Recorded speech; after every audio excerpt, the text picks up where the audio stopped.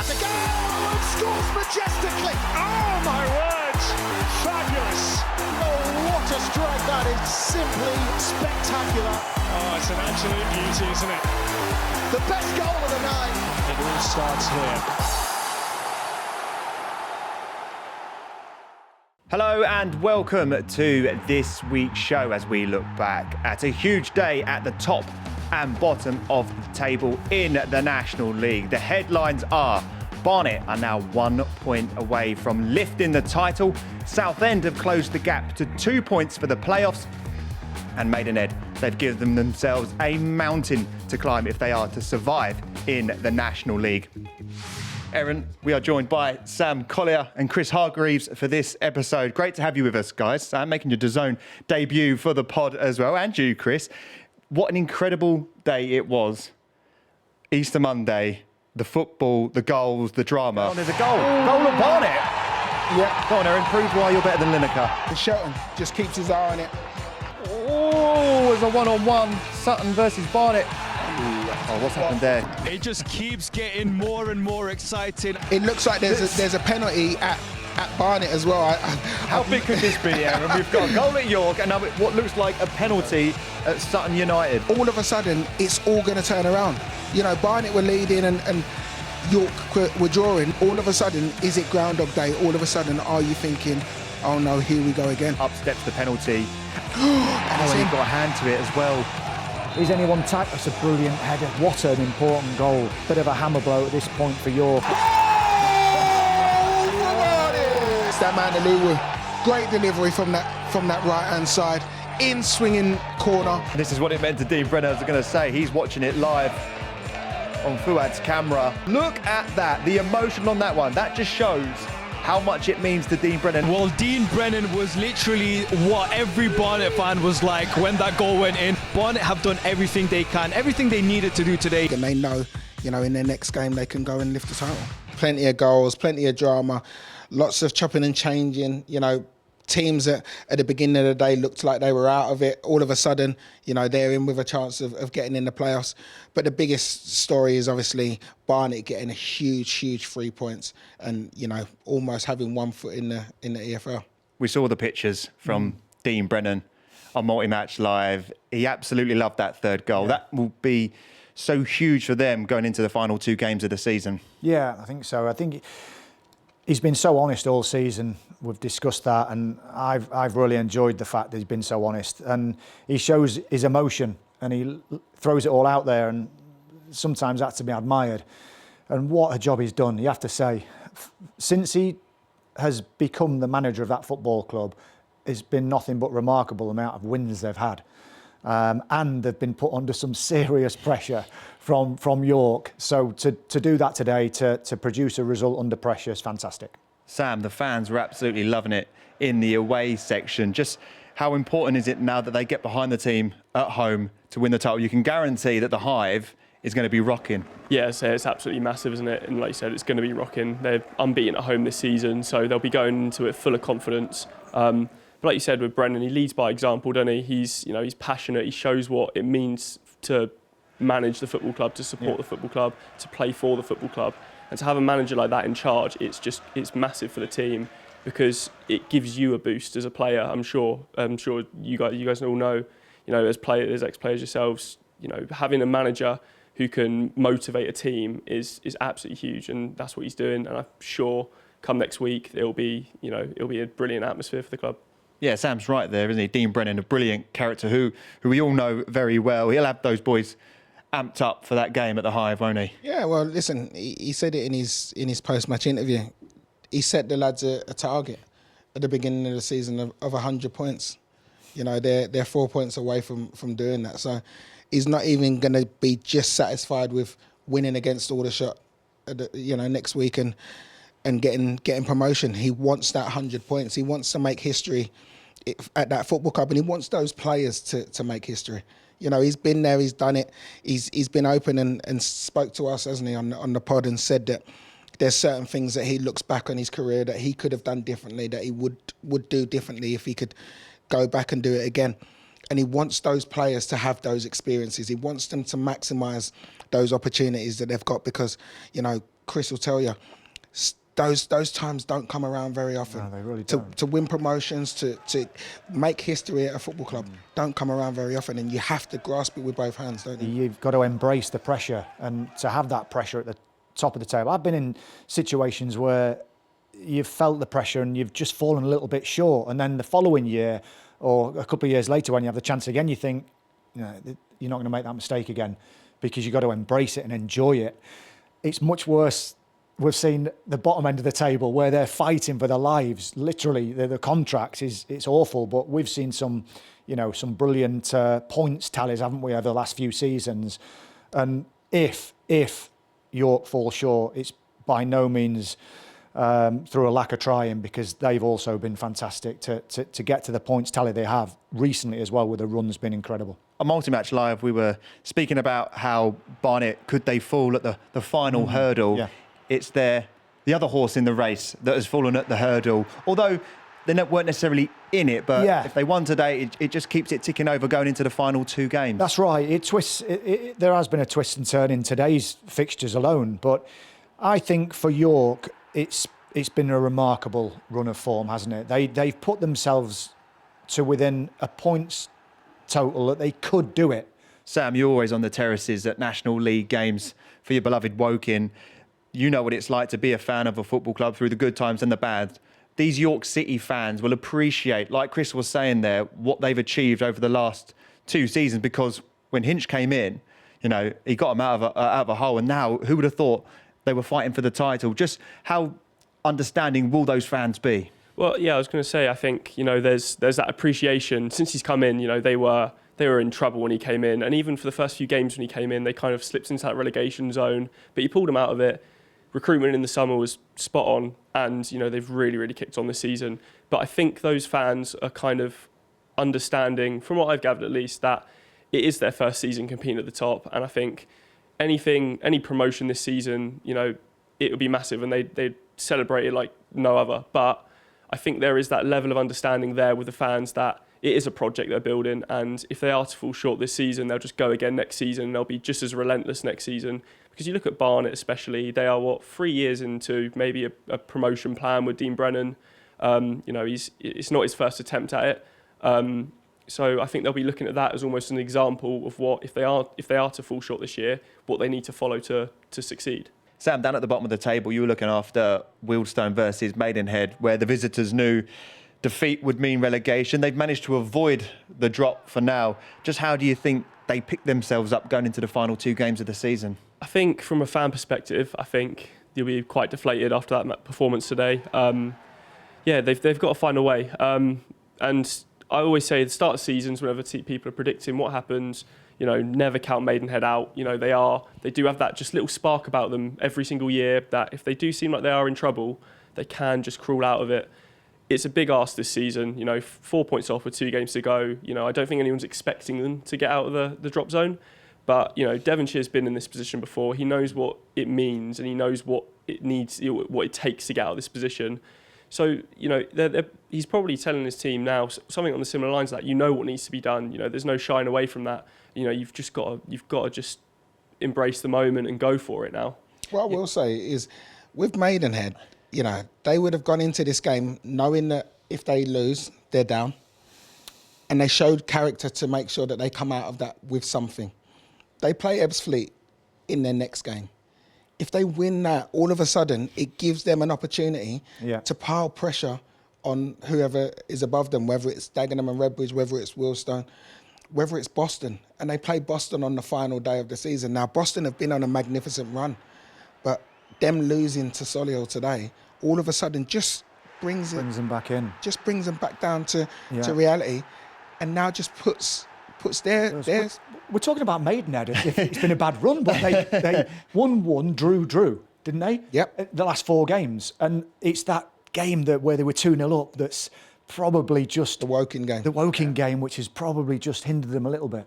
Another team that have been on a good run And even in the last few games, they dropped a few points, though, Southend United. And we have to talk about, you're speaking about big clubs.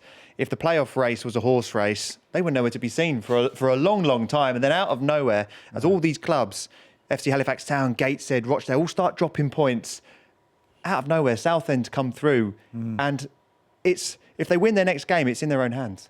How mad is that? They got to Gateshead. They got Gateshead last game of the season. I know. Win 2 games. Wow, what a carrot that is, isn't it? Win 2 games, you're in there.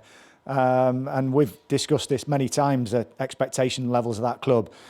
But wow, what a story that would be. And, 4-0 away today with goal scorers that perhaps haven't hit the form they wanted to this season. And haven't got to the heights they've wanted to. They've got a chance. They have got a serious chance. Sam, do you feel the same for the Southend United fans, the Shrimpers? With the club, with the fan base that they've got a real chance, haven't they, of getting promoted? Yeah. If they can come through the playoffs. Yeah, they've got a Football League fan base, haven't they, really? Again, you talk about your Oldhams, maybe not on the similar level, on as big of a scale, but, they are a team who, some would argue, almost belong in the Football League. They've been there for longer than they have in non-league, and I think those fans will be looking at those final 2 fixtures and thinking there's a really good chance here. Well, it's going to be an exciting end to the season, that's for sure. But coming up later in the show, we look ahead to the penultimate round of National League fixtures. We'll see you after this short break.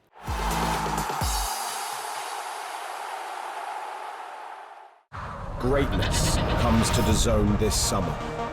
The world's best players will be summoned together to decide the greatest club on earth. Vinicius, great chance to score. Goats will battle Wonder Kids.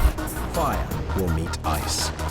From Boca to Bayern, PSG to Palmeiras, 32 clubs from across the globe will compete Mbappe, to be crowned Rodrigo.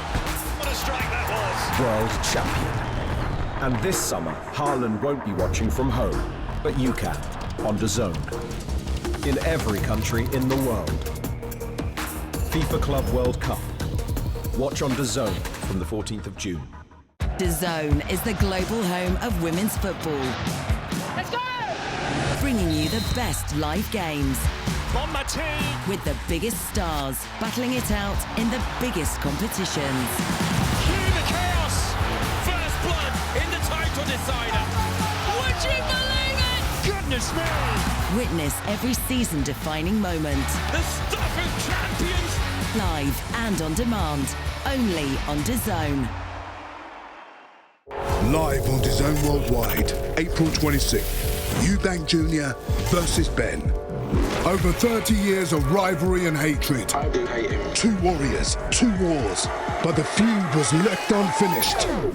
Then, a bloodline born. Legacy, respect. The next generation. My dad's my hero. A new destroyer. Rivalry in their veins. Hatred in their blood. This is going to be a bloodbath. Family. This is personal. I can't lose to this, man. History. Eubank, Nigel Benn. This is a war. Legacy. This is the final chapter. Eubank Jr. versus Ben. Live on DAZN Worldwide. April 26th. Buy now at DAZN.com/boxing.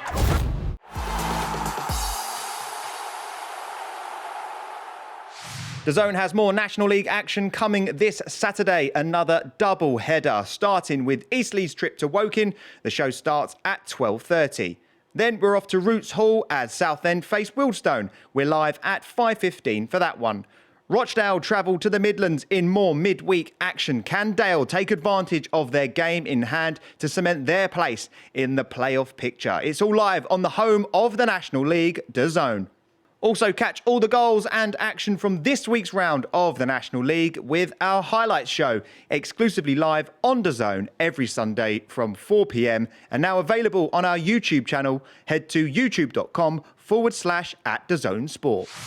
Sam, you are a Woking fan. I don't know how you feel sitting next to 2 guys associated with Aldershot. We'll get onto that a little bit later. But Woking kick off our first double header against Eastleigh on Saturday. How impressed have you been with Neil Ardley since he's come in? Yeah, I think he's done a brilliant job so far.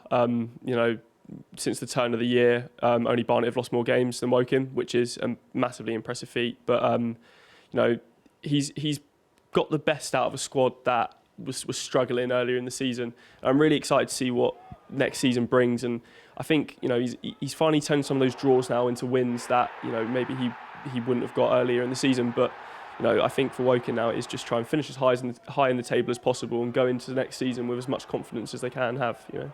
Yeah, they've got a good base now to work on for next season under Neil Ardley. Yeah, his experienced manager has been there, hasn't he? I like Ards, he's a good fellow, and I think he's another manager that's honest. I didn't bump into him at the Aldershot game, actually, but I did see him after the game, and as gracious as ever, straight away shaking everyone's hand in a game that Illa desperately wanted to win. So a good measure of a man for sure, that. Yeah, you can watch that game on DAZN from 12:30 as Woking take on Eastleigh. In our other game, we've got Southend taking on Wealdstone. We've spoken a little bit about Southend. It's a big game for both clubs, and that's what we expect now in the National League, don't we? Every game has got something to play for. Yeah, and listen, I think we credit the way that the playoffs are done, because it keeps more clubs' seasons alive for longer. Southend being that team that are desperate to get those points to be able to get them into the playoffs, and Wealdstone still got it all to do. You know, they still know that they've got the likes of Dagenham and Maidenhead, who are just clawing to try and get out of that trapdoor, don't want to fall out of the division, and you know how important it is. So that game, you know, has so much riding on it. Whoever comes out with the points in that, you know, you'd say will be celebrating. Massive game, isn't it? I mean, it's going to be rocking, isn't it, that place? It's packed at the best of times. You can watch the Goal Fest at Roots Hall, Southend versus Wealdstone. It's coming to you live on DAZN from 5:15. Now, it's not just the National League where it's all kicking off. This is going to take some doing, because the North and the South is another two divisions that have been absolutely incredible. Let's start with the North, because it's a little bit easier to talk about in terms of who can do what. Kidderminster Harriers, top of the table with Brackley, 89 points, but Kidderminster have a superior goal difference. So they know, Phil Brown's side, if they win, they're up. Yeah, and listen, we spoke to Phil Brown a few weeks ago, and you know, there's non-stop chopping and changing in places in the North and in the South. But what Kidderminster have done is they've managed to get right to the top, and now it's in their hands. They know exactly what they need to do, and they've got a home tie to finish the season. You know, I fully expect them to go on and get the points that's needed. And Phil Brown, after last season, their relegation, he was desperate to guide this club back into the National League. And, you know, you've got to say this job that he's done up until now, those 45 games this season, he's been magnificent. Yeah, it's great to see the commitment and loyalty he's shown to Kidderminster, because we've seen Phil Brown in the Premier League, the Championship, all the different divisions, but to take a team down, although he was only there for a short period, to then be committed for the challenge when he's got nothing really to prove to anyone, just shows how much he loves being in and involved in a football club that is definitely back on the up. Yeah, he bear the responsibility of that, didn't he, quite heavily, and you could tell at the end of last season he was very, very disappointed and was committed to the club. So they've put themselves within, you know, one game of achieving that. Got to say as well, for a club like Brackley, they've been in the playoffs 5-6 consecutive seasons. Incredible effort. But just with that one place, it's so difficult to guarantee it, isn't it? You know, I know the ownership there, the board of directors, fantastic people, brilliantly run football club. And, you know, falling short maybe again will be devastating. And that through the gauntlet of the playoffs, it may be. Yeah, it's going to be exciting. Final day of the season in the National League North. What about the National League South? I hear you cry. Well, there was a lot going on Easter Monday. Aaron, I can see you've got the league table there just so we can have a look at it. Just sort of fill us in where you can, where we stand at the moment and sort of what's taken place. Well, the fact that Truro sit top of the division and Chris's Torquay level on points, so both on 86. Just behind them, you've got Eastbourne and Worthing, both on 85 points. And then just behind them, you've got Boreham Wood, who 83 points, but have the best goal difference out of the lot of them. You know, Dorking and Maidstone make up the top 7. I think you'd have to say that that's going to be the order, but we have absolutely no idea who is going to end up getting automatic promotion and finishing in that top spot, because I think any of the top 4, you know, all can stake a claim to go on and finish the season as champions, and then it's just jostling for places. You know, you can go from just 3:15, sitting top of the division. I feel sorry for the graphics operator that day. To 5 o'clock, and you know, you've ended up with an away trip. The stress of it, in the eliminator. Going back to National League South, oh my goodness. When I look at Eastbourne, an old teammate of mine, Adam Murray's done a brilliant job. Matt Green's there as well. Top lads, brilliant individuals. But having captained and managed that club, and I know what it means to the supporters and the community, and, you know, having walked up the steps of Wembley for that club and lifted a trophy, I even get, you know, goosebumps thinking about that, what it means to the club to they should be in the league, never mind the National League, but they still haven't been able to guarantee it, can they? Because, and add to the melting pot the fact that Truro, atop, the former manager, is a manager of Torquay. Paul Watton, incredible. Can't write it. Yeah, there will be plenty more twists and turns on the final day in the National League, and you can watch it all on DAZN. And then this summer, the FIFA Club World Cup kicks off, and you can also watch that live on DAZN. Greatness comes to DAZN this summer. The world's best players will be summoned together to decide the greatest club on earth. Vinicius, great chance to score. Goats will battle Wonder Kids. Fire will meet ice. From Boca to Bayern, PSG to Palmeiras, 32 clubs from across the globe will compete to be crowned Rodrigo, what a strike that was. world champion. And this summer, Haaland won't be watching from home, but you can, on DAZN. In every country in the world. FIFA Club World Cup. Watch on DAZN from the 14th of June. Next Sunday, DAZN is bringing you a double-header of drama from the UEFA Women's Champions League. Chelsea welcomes the current holders Barcelona to the bridge to see if they make the final in Lisbon. We're on air at 1:30. Then we cross the channel to France for the second leg of the UEFA Women's Champions League semi-final between 8-time winners Lyon and they're hosting Arsenal. Can the Gunners overcome the odds and make it to the final? All of these teams will be hoping to play in the final in Lisbon. The setting for this season's UEFA Women's Champions League final on May 24th. Available on DAZN, the global home of women's football. DAZN is the official worldwide broadcaster of the FIFA Club World Cup 2025. The 32-team tournament will see the world's biggest and best clubs and players battle it out to be crowned Club World Champions, with teams from around the globe. All 63 matches will be shown live on DAZN beginning June 14th. Our final word for this week's show has to go to Dean Brennan and those scenes that we saw at Barnet versus Sutton United, the away dugout. Well, he was up and down it like a yo-yo, wasn't he, Aaron? Just put into words what he'll be feeling when that third goal went in and we saw the reaction that we saw. Relief. Relief is the word, because, you know, over the last few weeks, his team's been questioned. He's been questioned.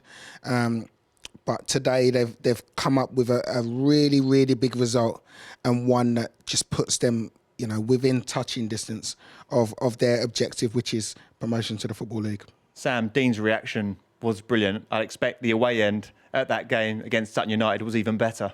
Yeah, as I say, it was just pure passion, wasn't it? You know, he knows what he wants. The club knows what he wants. The fans want the same thing. I'm sure going into the final few games of the season, it'll be the exact same for them. And Chris, that's what we like to see from our managers, don't we? The passion, what it means to them. We do. Brilliant coverage, yeah. Some great shots of a manager that's put his heart on his sleeve for the last couple of seasons, and it'll be a fitting reward for him to get what he wants next week.